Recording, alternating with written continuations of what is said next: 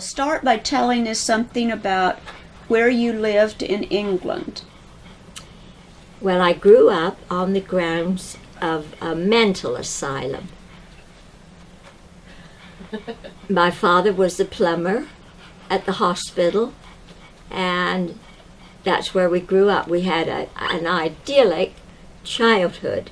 We had playgrounds, we had movie pictures that we could go to every week, and we lived in the cottages that were rented out to the workers. Mm-hmm. And well, he was a plumber. We lived there from the time I was 4 till I left. I left when I was 18. Okay.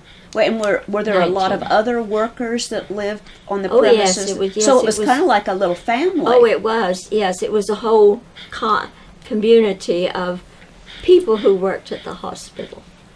How interesting.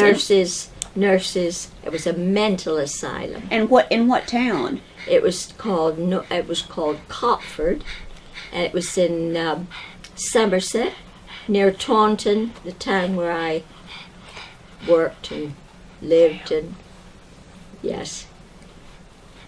And did you go to school in that same town too? No, I went to school at a place called Oak, and then from there I went to Wiveliscombe till I finished school. And is that like a completion of a high school, which we would consider here? Yeah, it's sort of, at 14 we left school. Okay. In England at that time, you left school at 14. So I was 14, one day I went to work the next. And what was your first job then? I was working in a factory for, it was, we made industrial gloves for munition factories. Okay. Everything was keyed to the war. I was 12 years old when the war started. That was a question I was going to ask you. That was September 3rd, 1939. Mm-hmm. And I was 12. So we were in a supposedly safe part of England. We had the evacuees from England, from London, evacuees from all the industrial cities came west. Mm-hmm. And we had a little girl. There was already 3 of us, my brothers and I, but we took a little girl. So you took one of the evacuees into your family? Yes, everybody in the village had evacuees. And, let's see. We didn't have very many bombings, but we had a few. Mm-hmm. And they were memorable because the one fell in a haystack and it blew hay all over the place. Blew out windows all over the village. Yes. And everything, but didn't hurt anybody, didn't knock down a house. Mm-hmm. We were very, very fortunate. Well, how far were you from London? 140 miles. Okay. About 140 miles. Well, and did you experience something like the rationing? I'm Oh, sure yes. you did. Oh, it was very strict rationing. Mm-hmm. In fact, on the table there's a ration book of 1950 when I made my first trip.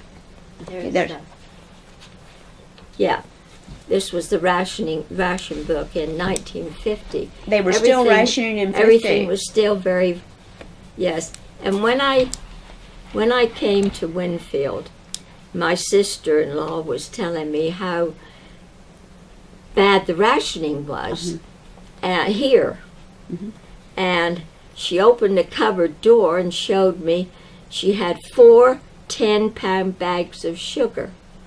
Now I'd never seen a 5-pound bag, let alone a 10-pound bag. Mm-hmm. And she said, well, that's for canning and preserving and all that. Well, we were allowed like a half a pound of sugar each a week. Mm-hmm. And I can't remember, 2 ounces of butter each. 4 ounces of margarine. And I'm sure meat. Meat was strictly rationed, yes. But there were meats that you could eat that weren't rationed. Liver, sausages, heart, kidneys. We ate kidneys. Mm-hmm. And my father raised chickens, and we had hens that laid eggs, and so we had plenty of eggs. And you probably had gardens. Oh, we had garden. My father was a fierce gardener. And so we actually never went short where we lived, but in the big cities people did. Yes. One of my friends has told, she's English, and she told about her mother going through the garbage cans. So it was bad for some places. What about clothing, like shoes? Did you have everything was rationed? Yes, everything. You had a ration. You had a place in your ration book for shoes, and I'm sure automobile tires and all that, and gasoline, just like yes. here. Oh, well, there were hardly any private cars. Okay. We had one, but ours was a 34 Ford, very old. It was nice at that time. I mean, to have a car and be able to go somewhere. We had to walk a mile to the bus, and if you missed the bus, we had to walk 5 miles into town to get, buy groceries and stuff. Do you mind telling us what your birthday is? January 5th, 1927. 27, okay. Well, tell us then how you met your husband. Well, I told you, on the grounds of a hospital. And the American soldiers were stationed about 4 miles from us, a little village called Bishop's Lydiard. And they would come over to the hospital and wait at the doors to pick up a girl, a nurse. So, on this rainy November night, my brother was out. He was always out bumming cigarettes off of the Americans. And he was out, so my mother said, my girlfriend was staying the weekend with me. And she said, go down and get your brother. He's down there with those Yanks. So he goes down, we go down, and he's standing there talking to one lone American. And I said, because I knew, I didn't smoke, but I knew that he didn't have any cigarettes.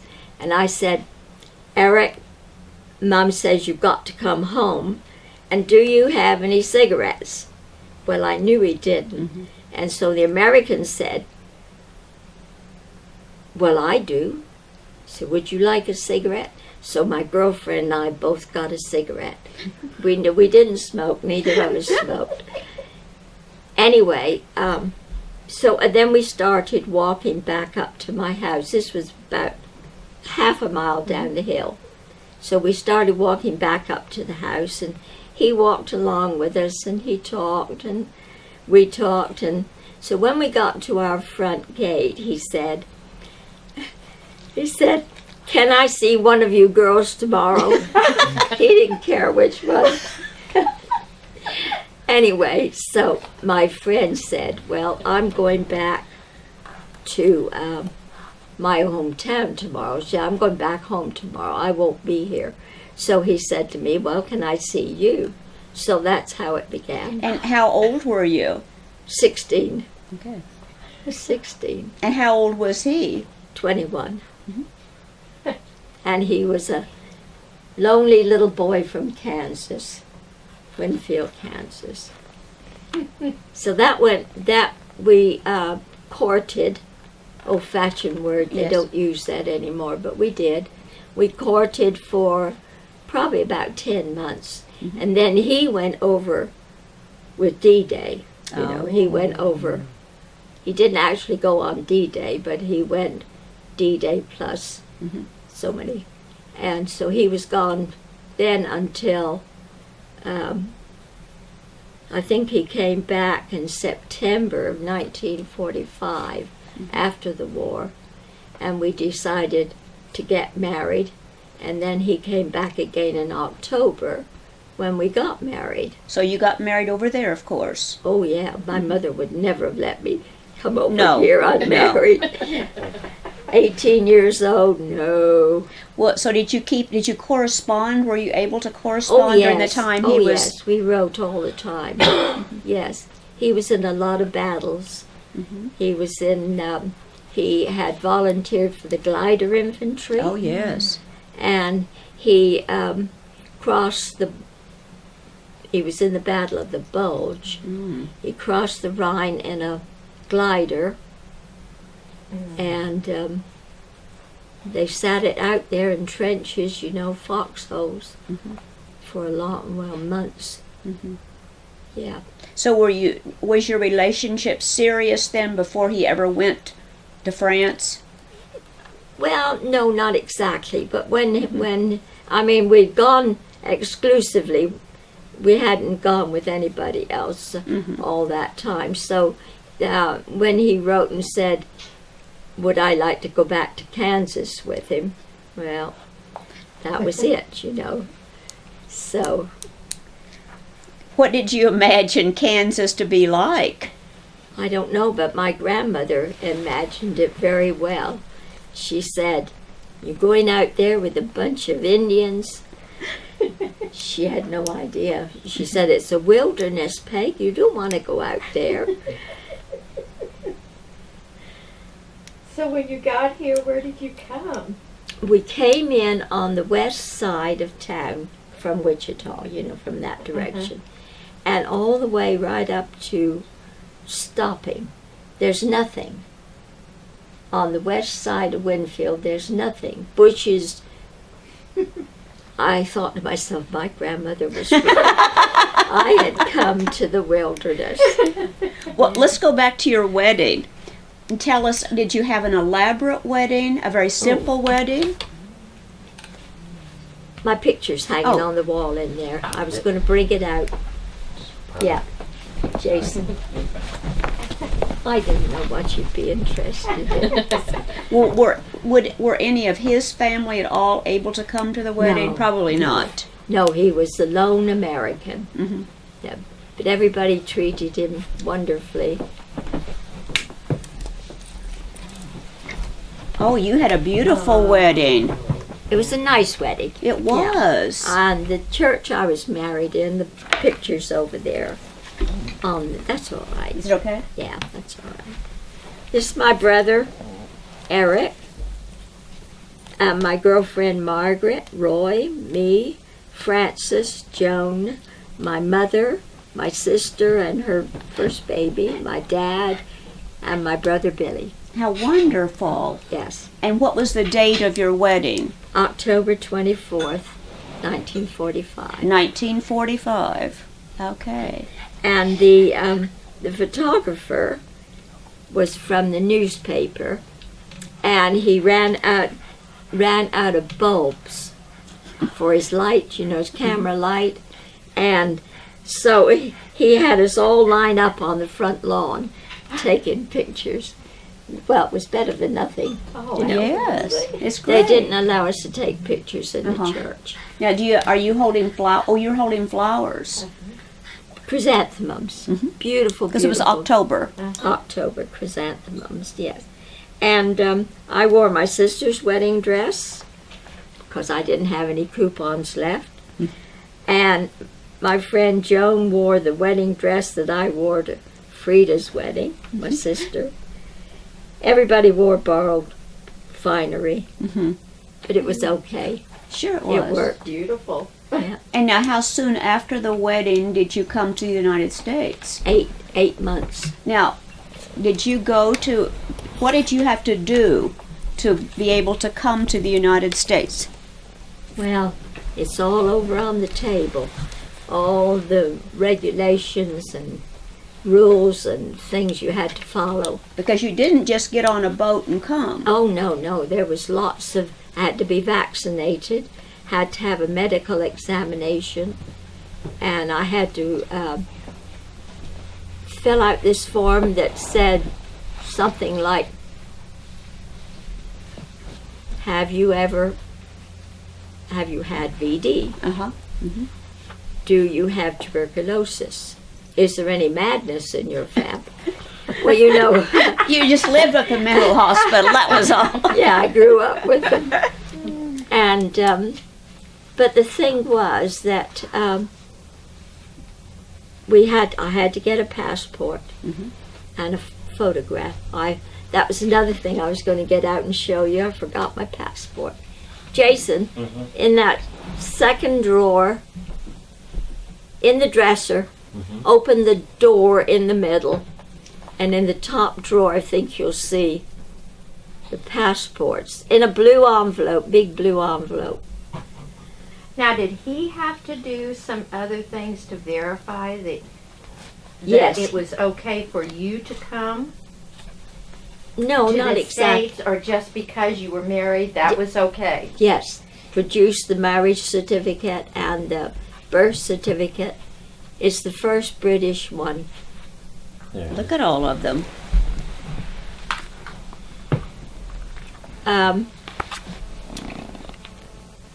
Yeah, they required a lot of paperwork. We did a lot of filling out and passing. Now, were you able to do that in the town you lived in, or did you have to go somewhere else to do this kind of paperwork? I had to go to London, to the British Embassy. I mean, to the American Embassy. Yes, and my sister went with me because she knew her way around London. I didn't. Did you want to see my picture? Oh, how neat. Very So how long was that process then? well. It was over a few months because I came in June of 1946, and so we'd been from December 1945 up till that time filling out papers and sending them back, you know. And did your husband stay in England all that Oh, time? no, That's what I no. wondered. No, he went. We had 7 days honeymoon in London, and then he went back to France, and I went back to Taunton, my town, and then it must have been towards the latter part of December. He was sent back to the States. So then, of course, I didn't come until June, July the next year. I got here the day before July the 4th. Oh, is that Got right? off the train on July the 3rd. Yeah. Well, tell us about your trip over on the boat then. It was marvelous, absolutely marvelous. But when we were when we got on the train in Taunton to go, we went to a place called Bournemouth. And from Bournemouth we went to a big army camp called Tidford. And they treated us very, very well. We were housed in barracks, you know, taken care of. And we ate in the big men's, whatever they call it, mess. Hall? I think they call it mess hall. And I was introduced to coffee for the first time. And on the table was a great big cup about this tall. And beside of it was a can of evaporated milk and a big thing of sugar. And that cup was full of black coffee, and evaporated milk went into it, and it was the most horrible stuff I ever tasted. Most horrible.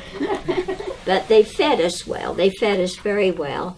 And Well, now, was this an American facility or an English it was an facility? English facility with German prisoners who had not been repatriated yet. They were still in England, and they waited on us.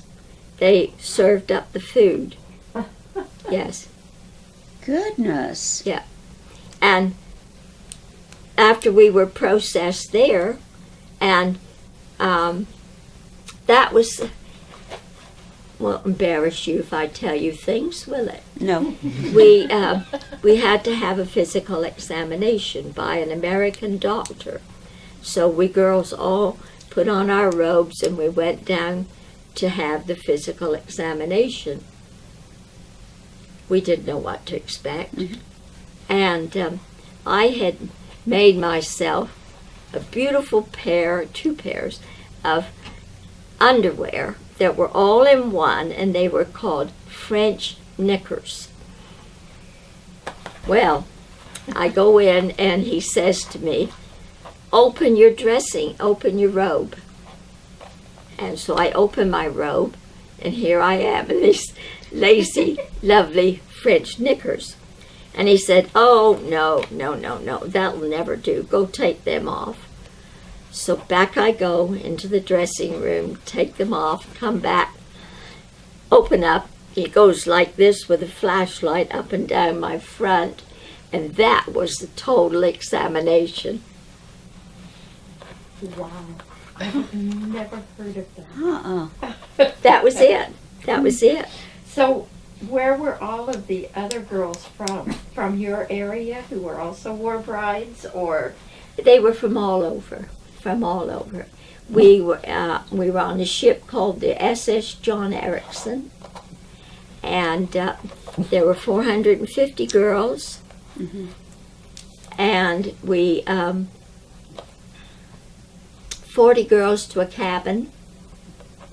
Tiers and tiers of girls all around, and we were fed just like we had been in the barracks. Mm-hmm. Somebody served it up on a tray, plenty of food. Mm-hmm. And of course it was June, and we went out into the ocean, and it was beautiful, beautiful. But on the way, as we were leaving, we all went up to the front of the ship, and we... Mm-hmm. That was very difficult. Mm-hmm. Well, were your parents okay with your leaving? No, I'm sure. No. It was a difficult time for you all. Mm-hmm. Everybody, yeah. Mm-hmm. But we, 10 days on the ship, Mm-hmm. and it was beautiful, beautiful weather. There we all were in our hot, woolly clothes. You know, we didn't have any summer clothes. And you became good friends, I'm sure. I made friends with 3 other girls, and we kept in touch for a long time after. But you know how you drift apart. Right. Eventually you drift apart. And, but we had a marvelous time on the ship, lovely sunny days, and we saw dolphins, Mm-hmm. which we'd never seen. And when we came into New York Harbor, everybody was saying, look out for the Statue of Liberty. Well, that didn't mean anything to us. We'd never heard of the Statue of Liberty. Right. And so the thing that impressed me the most was Maxwell House coffee. There was this huge cup, and it had a drop of coffee dropping, you know, good to the last drop. And you didn't like coffee. No, but it was lit up. I mean, we hadn't seen neon lights. Uh-huh. I mean, I was 12 when the war started. Mm-hmm. And you just knew blackout. We did severe blackouts. Mm-hmm. You could not have an inch of light showing anywhere.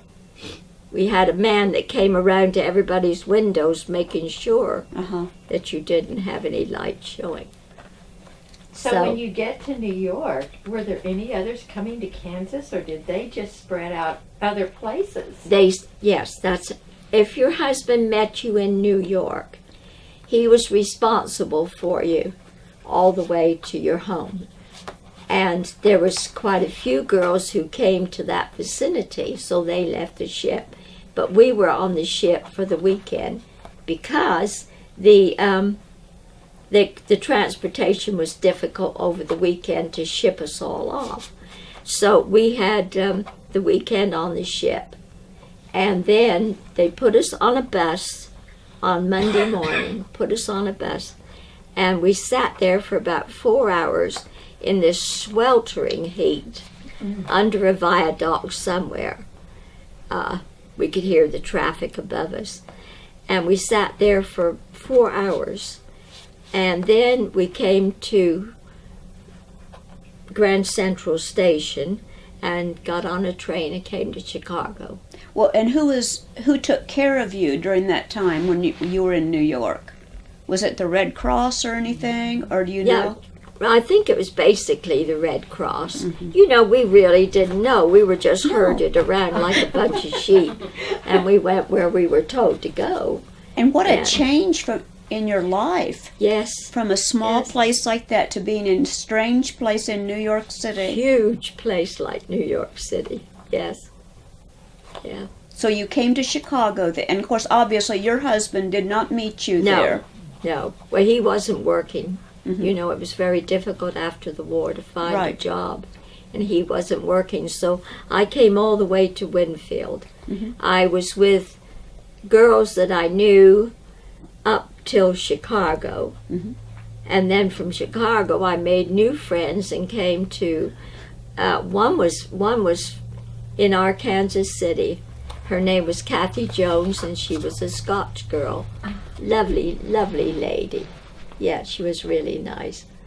I kept in touch with her for years because we just visited back and forth, you know. But we came to Winfield, and like I said, it came through all this wilderness on the west side of the road. I was on that side. We had a Pullman. We were treated royally, and we had a Pullman, and when I got up and came to the door and the train slowed up, there was an empty platform, but there was a man standing off down there. And when this porter started putting my luggage out, he came towards us, and it was Roy. And I didn't recognize him because he wasn't in uniform, and it'd been 8 months since I'd seen him, and he was in full dress uniform last time I'd seen him. And so there we were. There you were. There we were. Now, did you come in Winfield at the 14th Street station there? Yes. Yes, it was a lovely, lovely station. Yes, it was. Yes. I was so vexed when they tore it down. It should have been made into a museum of some sort. Yes. And where did you and Roy live when you first came to Winfield? We lived on the corner of 10th and Andrews in a little three-room apartment. Three-room apartment upstairs. We didn't have a refrigerator. We didn't even have an ice box. We had a box that sat in the window, built out from the window, and it would hold one 50-pound ice cube, you know. Yeah. Chunk. And we packed the food in around it, and it had a little drip that dripped down and watered the landlord's garden. And the ice, and you got ice, the man would come around. Come every day and bring an ice bag of chunk of ice, yes.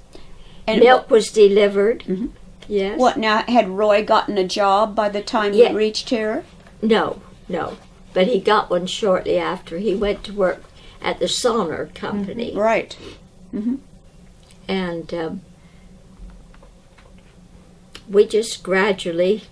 How did you get acquainted when you got into Winfield? Well, he took me directly to his sister Mary. She was a lovely lady. She had 4 children. Her name was Kiltz, Mary Kiltz. And she had 4 boys who were, well, probably from 12 down. And they were so nosy. They just had to see me. And then after we stayed there for a couple of hours, he took me over to his twin sister's house, and her name was Lucy Holman. I knew Lucy. Uh-huh. Lucy was Jim Davis's mother-in-law. Yes, yes. Pat Pat's. was one of the girls, yes. And they lived on 10th Street in 508 East 10th. And that's where I went and stayed till we rented an apartment next door. Mm-hmm. Yeah. And Well, what were your first impressions of Winfield? I mean, imagine arriving, you knew no one, and you didn't even recognize your own husband. Scared. I'm sure. When we came up the street, it was 14th Street was very wide, very wide. To me, it was wide. You know, it's weird little narrow, right. winding streets at home. And then we came down onto the main street, and there were cars parked down the middle of the street, all the way down the middle of the street. That was the parking then. They used to do that in Winfield. Yes, they Yeah. do. So, So, cooking and food, had you done a lot of cooking yourself? Was I was this totally new, and then new foods that you were not even probably familiar and with? lots of it, lots and lots of it. I mean, that was one thing that was hard to get over, was the fact that there was so much food. Because when in England, everything had to be brought to us in ships. I mean, we grew a certain amount of stuff, but apples, oranges, you know, I never saw an orange all through the war. And a banana, never had a banana all through the war. Just a very dribble of stuff came in, because everything had to be brought, like munitions and things were Right. brought. But and submarines would shoot the ships, you know, torpedo the ships. So now when we were when the war first started, there was a scheme to bring children to Canada. So my mother signed us up for this scheme, and we were to come to Canada. Well, at the very last minute, she just couldn't do it. So we didn't go, and that was the ship that was sunk. We would have been on that ship that was sunk. It was full of children going to Canada. What was that very common for children to be sent to Canada? Well, at that time, yeah, up till then, yes. But after that, there was very little of it. So, no, it was... Well, in England, you truly experienced more of the hardships of World War II. Oh, yes. I mean, because it was very difficult there. Yes, yes, it was. Food was short. Everything was short. And, of course, I'd had polio, you see, as a child. I had polio, so there was always the worry about getting me a pair of boots. I couldn't wear shoes. I had to have boots, and they had to have a hole put through the heel so that my braces would fit into the shoe. And so I wore braces until I was 14. I see. So, And how old were you then when you came to the United States? 19. Okay. I was 19. 19 and a half. Be factual. How long did it take you to become acquainted with others who also had come as war brides to Winfield? Well, there was a lovely lady that used to come around for the welcome wagon, and I cannot remember her name, but she was the plumber that married the French girl. Do you know there was a Finney. Finney. She was Mrs. Finney. It was Mrs. It was the one that came over. No, it was her mother-in-law. Oh, okay.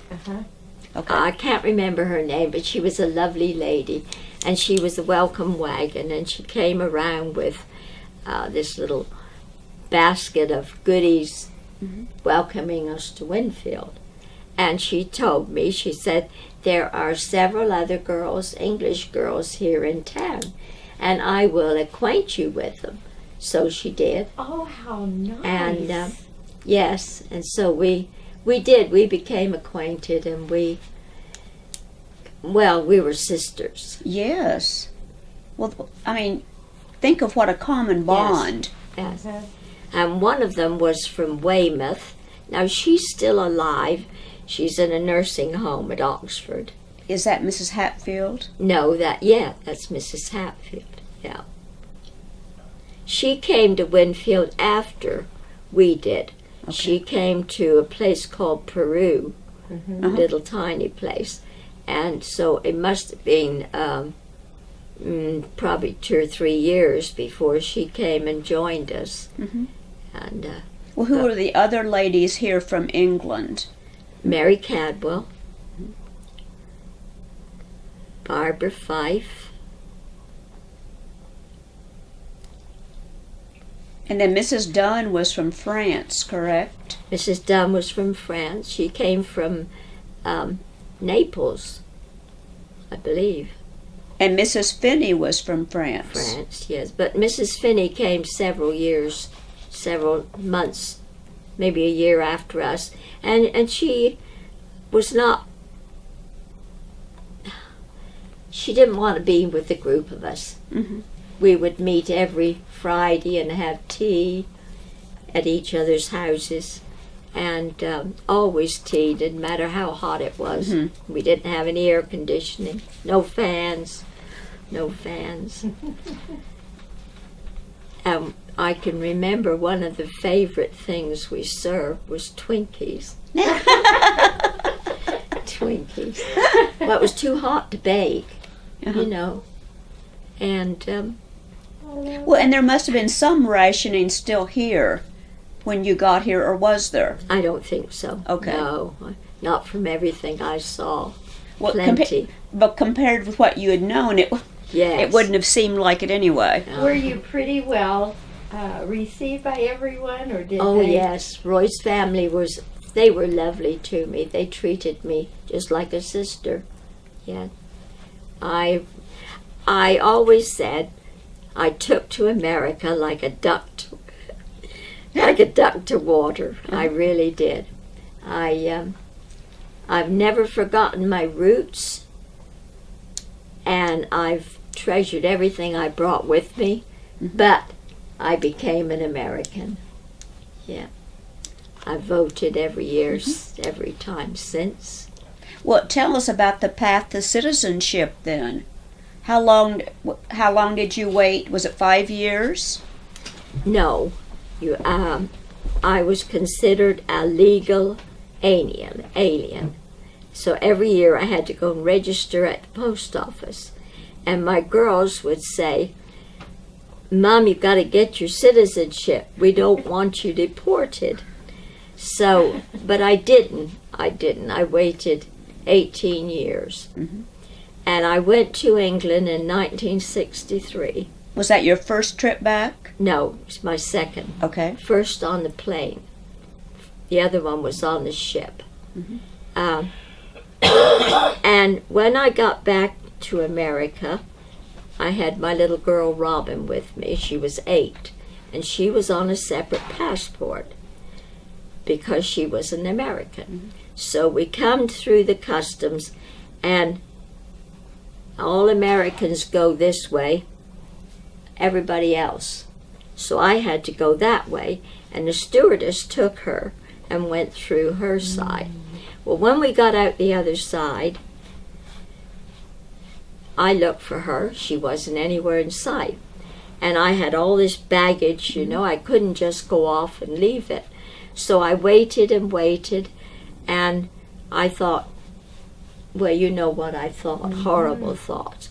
And finally, way down the corridor, I saw Robin and the stewardess coming. She had needed to go to the bathroom. Well, when I got back here, home, I said, that's it. I'm going to go get my United States citizenship. It wasn't a very noble reason, but I did it. Uh-huh. Anyway, and within 3 months I had my citizenship. But you had to study. Oh, You yes. really prepared. Yes. Yes. Everything in this book. I almost memorized I everything. bet you did. And did you And- have to go to Wichita then to take the Yes. test? Yes, it was in the big courthouse. There was, I think, at least 50. Mhm. And it was a very nice ceremony. Mhm. I don't remember all of it, but it was nice. And we all stood up and put our hands on our chest and swore allegiance, because you have to discard your own country and your own allegiance, you know. But I think I was lucky, because as a British bride of an American, I was able to retain both countries' citizenship. Okay. That was in case things went wrong and we needed help. The British government did that for us. How many trips did you have you made back to England? Oh, goodness. Dozens. And Yep. your children, have they been able to go with you? Yes. Jill went several times. Jill went and lived over there for a year Did she? after graduation. Jill and Linda Young. Oh, really? Yeah. They stayed with my mother, and they got a job in the same hospital. And, Well, that was wonderful she could do that. well, it was, yes. Well, and have you been able to keep in close contact with your family then all these years? Yes. My mother and father came over here several times. And they liked it here. My father loved it here.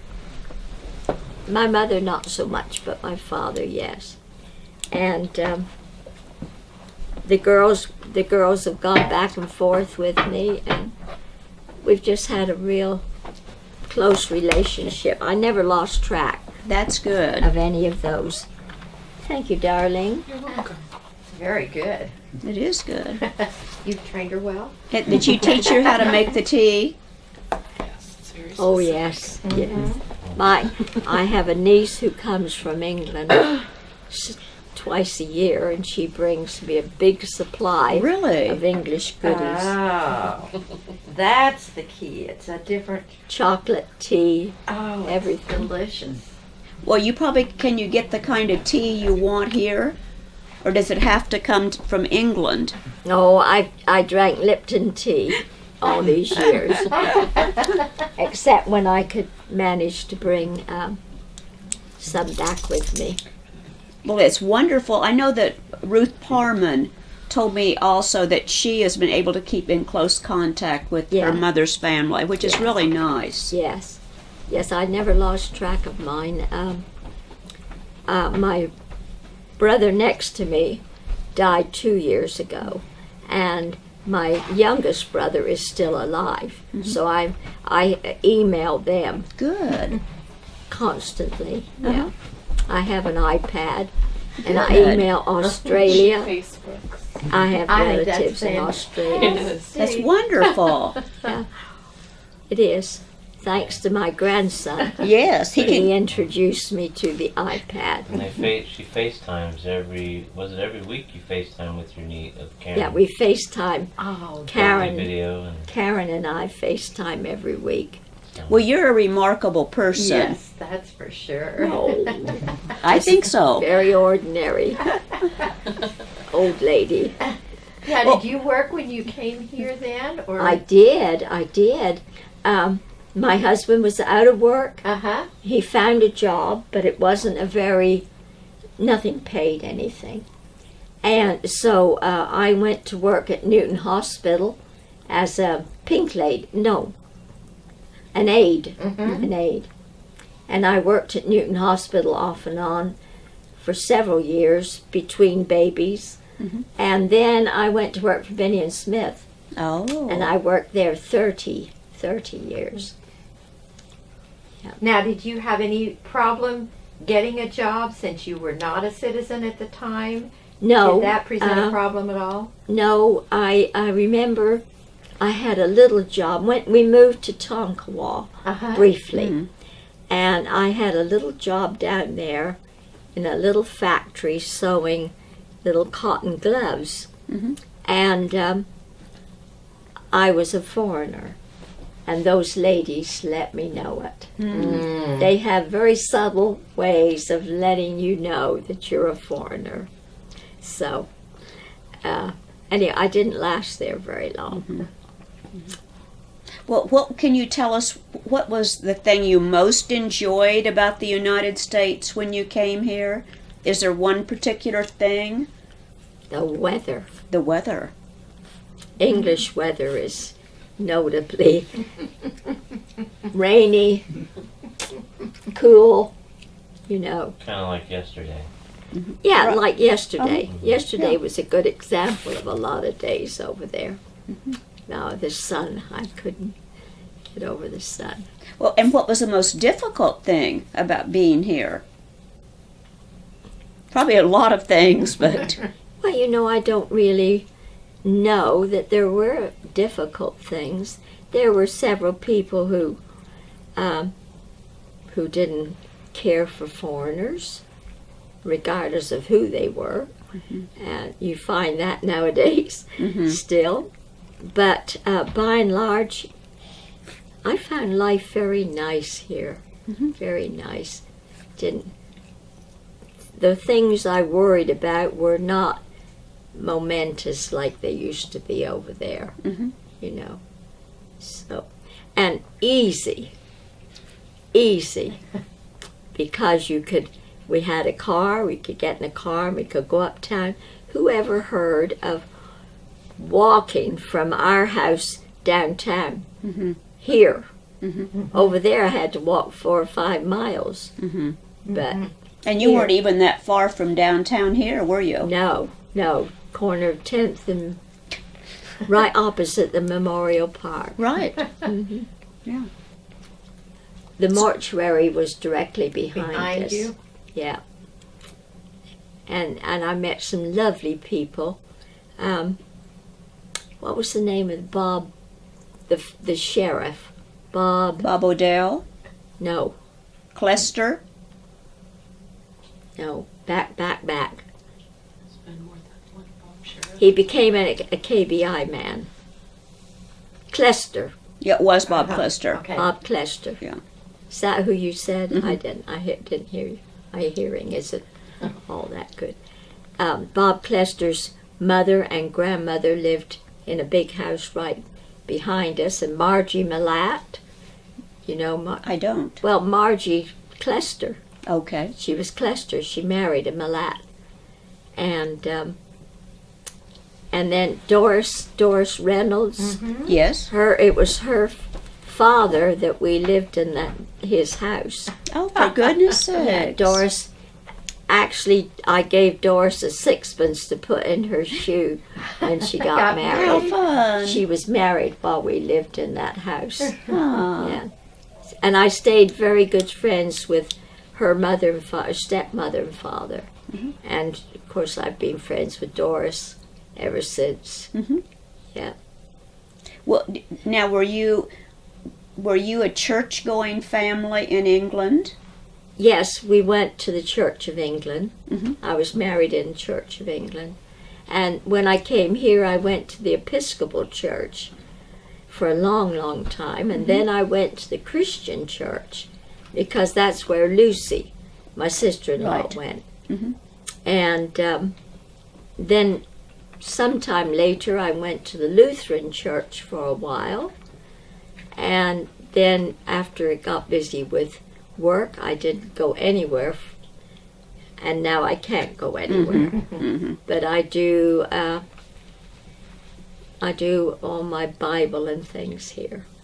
Well, we can go on TV now too. Yes, yes, yeah. But And I- then you had 3 daughters yes, after you came to the United States. yes, yes. Because I think Jill was born the same year I was. August 1947. She's a month younger than I am. You must be about the same age as Linda Young. I don't know when her birthday is. I think it was September, I think. Okay, well, we're close, yes. Yeah. And I've just had a marvelous life here. That's I good. can't complain. Good. No. Good. And do you have grandchildren here in Winfield? I have 4 grandchildren and 5 great-grandchildren. Yeah.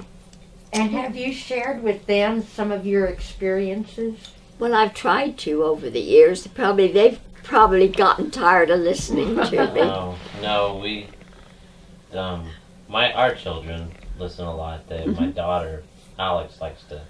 She That comes is out so and good. spends It's a so lot of important to time, record all and- this and to save it. Mm-hmm. And then, like I said, I think how rough I've had it or something's gone on, and Grandma's always inspired me in my life because of like the story she just told. Oh, yes. And everything she went through and the other stories of growing up with polio, so she's always been an inspiration to me. Mhm. So, What about now? How old were you when you developed polio? 2.5. I was 2.5.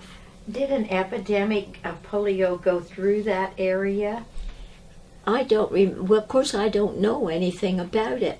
I only know what my mother told me. Mm-hmm. And I had my tonsils out in May or June, and within 6 weeks I had polio. So, and I don't know, I remember being in a hospital in Bath. You've heard of Bath. Mm-hmm. I was in a hospital there, and that was when I was 4 or 5. And then I wore braces, and then when I was 7, I went back into that same hospital, and they operated on my right foot. Mm. And from there on, I just kept going. My mother was determined that I would never feel sorry for myself, that I would always be able to, take care of myself, you know. Mm-hmm. So she made me independent. Mm-hmm. She did. Which was very good. That's I good. just was curious because so often, though, during that time, whole communities would really be Well, affected. I don't think so in England at that time because nobody seemed to know what was wrong with me. Mm-hmm. One doctor told my mother I'd had a stroke, like an old person. So, but she got me in the care of an old lady army doctor. Her name was Dr. Forrester Brown, and she was a surgeon and a doctor. She had taken care of World War I wounded, and she knew what she was doing. And she took me in hand and got me walking well, and I had the braces, you know, and yeah. So I did very well. Well, I think you're a person with a strong spirit Absolutely. and determination. Always, always. That was my motto, never give up. That's good. Never. So, here I am, still here. This is a wonderful afternoon. Yes. Wonderful afternoon. Still drinking my tea. I don't make my plum puddings anymore like I used to. Well, and I'm sure you used to make traditional food for your I children. did. Mm-hmm. I did. Because Ruth Parman was telling me about the Yorkshire pudding and Oh, all yes. that her mother Mhm. made. Tell me I know. about the plum pudding because I've always heard of it, but I've never Well, tasted it's a it. Christmas pudding. I know, you know, and I've it's- never tasted it. No plums in it at all. It's just spices and Jennifer, Yes. go in my refrigerator up on this shelf. You'll see a Christmas pudding. Karen brought it for me. All right. Well, I've always heard of plum pudding. What are but the I've never ingredients tasted of plum pudding then? Every kind of fruit you can think of. it. Ha! Extra special. And they're delicious, aren't they, Jason? yeah. But most of my family don't like them. Now, is it is the fruit in it like Currants, raisins, Mm-hmm. every kind of fruit you can imagine. Nuts, yes. Uh-huh. Now, did someone And you send this to boil you it. from England? Did this come from England? Yes, my niece brought that when she Okay. was here in September. I mean, Yeah, September. We try once a month or so to go to Wichita and go to World Market. Uh-huh. We World find- Market, yes. We do find stuff, but it's not quite the same as what she gets in England, but we try to find some stuff. Are there other foods that you miss? Roast beef, Uh-huh. English roast beef, lamb. We don't eat any lamb here in this part of the country. I loved all the love lamb You chops wanted to Uh-huh. show and Beverly. lamb roast. Well, and what did you cook for your children? What kind of English foods? Well, not very much because they wouldn't eat it. They certainly wouldn't eat liver. No. Liver and onions was one of my favorites. Yeah. They did not like liver. Uh-huh. And did you make Yorkshire pudding? I made Yorkshire pudding. I made roast beef. I cook rice pudding all the time. I still do. Still do rice pudding. Yeah. So, So those traditional things that your mother had fixed, you learned how to do as well. yes. I was a good pastry cook. I made good pastries, so I made lots of pies and jam tarts and mincemeat pies and Did you make trifle? oh yes, trifle.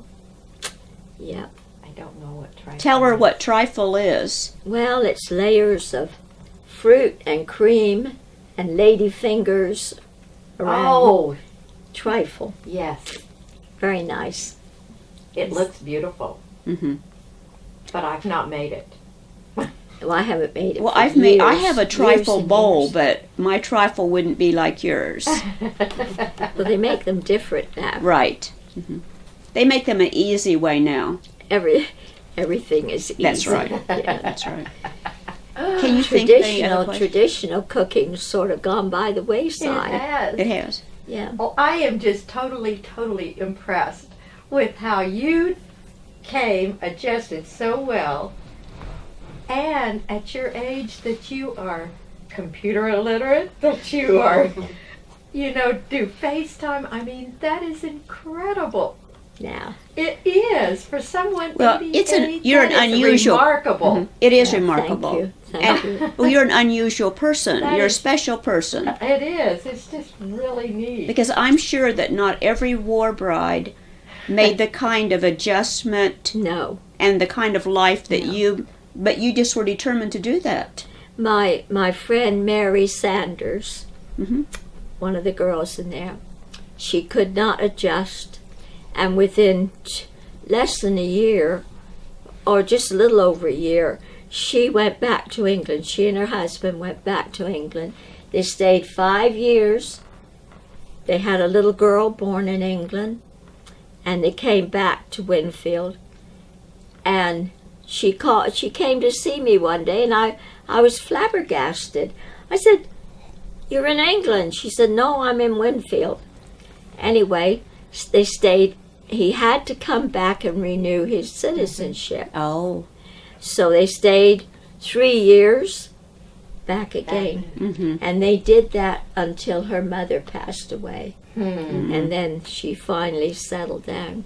She couldn't settle. Mm-hmm. And Mary Cabell had a hard time. Did you? Yeah, she had a hard time. I think Barbara was okay. It sounded. Yeah. Mary Cadwell was a sweet lady. I knew her too. Yes.